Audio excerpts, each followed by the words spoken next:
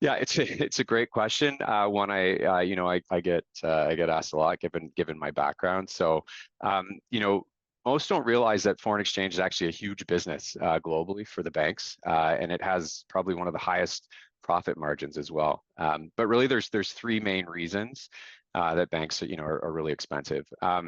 Typically, banks apply their risk profiles by company size and very broad industry considerations. So they don't look at the specifics of an organization, and they very rarely dig deep to understand the risk profile for within an industry. Another is transaction size is king, we say, and most probably have seen this. So it's really a broad brush way of managing overhead and the costs associated to processing transactions. So the higher the volume, everyone's experienced this, the lower the pricing. And again, it's a way to, you think about acquisition, it's easier to acquire higher volumes than to go out and acquire at the lower end.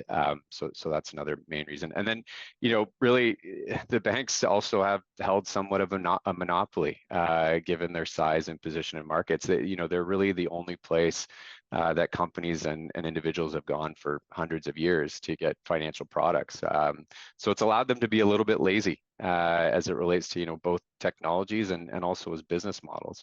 But as I was mentioning before, it's also a major margin contributor for them. So they're not really rushing out to increase overhead and certainly lower their margins by reducing price.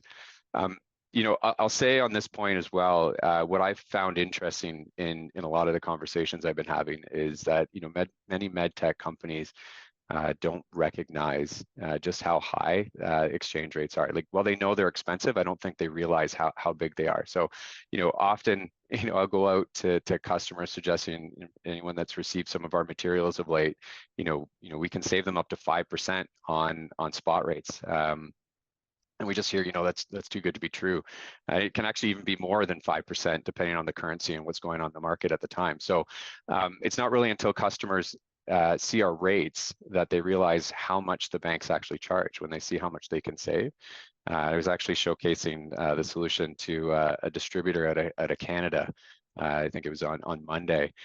He uses one of the major banks in the Canadian market, and they were suggesting, I've negotiated my rates down. I've gotten the best prices I could possibly get. And so we pulled up the rates. I pulled up our live rates and spot, and he pulled up his to compare.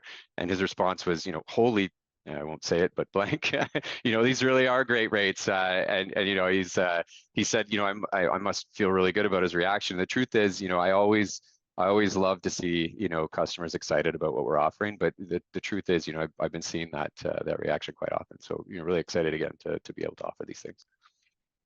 Yeah, it's funny. Rob, I'm back and forth between the U.S. and Canada quite a bit, and I check it regularly, and our platform can beat it typically by 3.3%. Both directions, which is just massive savings. It's incredible.